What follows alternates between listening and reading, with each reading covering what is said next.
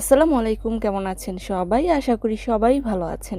যে যেখান থেকে এই ভিডিওটি দেখছেন সবাইকে শুভেচ্ছা জানাচ্ছি। আজকের ভিডিওতে জানিয়ে দিব কুয়েতের সর্বশেষ খবর।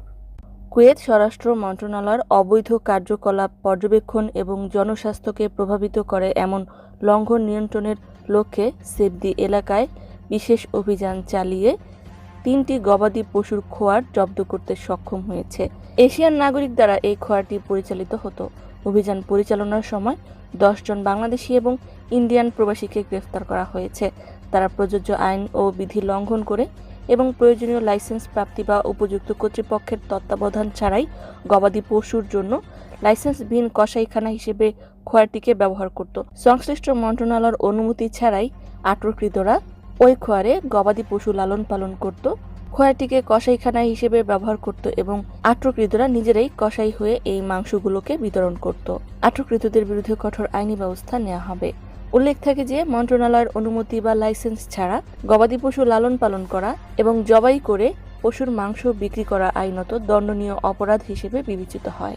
অপরদিকে আরেকটি অভিযানে কুয়েতের সিটি এলাকায় একটি আবাসিক বাড়িতে লাইসেন্স ছাড়া অবৈধভাবে রেস্টুরেন্ট চালানোর অপরাধে 10 মে অভিযান চালিয়ে এটিকে বন্ধ করে দেওয়া হয় এবং সেখানে অত্যন্ত নিম্নমানের এবং পচা খাবার তৈরি ও বিক্রির অপরাধে বেশ কয়েকজন প্রবাসীকে আটক করা হয়েছে।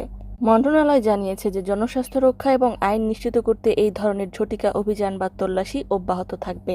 অন্যদিকে কুয়েতস্থ বাংলাদেশ দূতাবাস হতে জানানো হয়েছে দূতাবাসে বেশ কিছু পাসপোর্ট বিতরণের জন্য তৈরি হয়ে রয়েছে। যারা বানাতে দিয়েছিলেন যোগাযোগ করতে পারেন। পাসপোর্ট ডেলিভারির সময় হলো সকাল 9টা থেকে বিকেল 3টা 30 পর্যন্ত।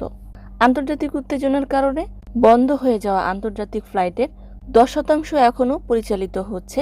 প্রতিদিন 40টিরও অধিক ফ্লাইট পরিচালনা করা হচ্ছে। তবে খুব শীঘ্রই টার্মিনাল 4 খুলে দেওয়া হবে এবং ফ্লাইটের সংখ্যাও আরও বৃদ্ধি করা হবে বলে বিমানবন্দর পরিচালক প্রকাশ করেছেন।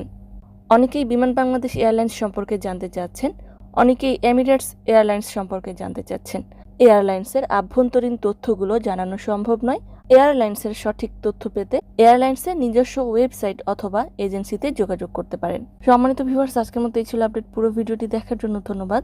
এই ধরনের ভিডিও পেতে চাইলে ইউটিউব চ্যানেলটিকে সাবস্ক্রাইব করে দিবেন, ফেসবুক পেজটিকে লাইক এবং ফলো করে দিবেন। যারা পূর্বেই করেছেন সবাইকে ধন্যবাদ। আজকের মতো বিদায়। আল্লাহ হাফেজ।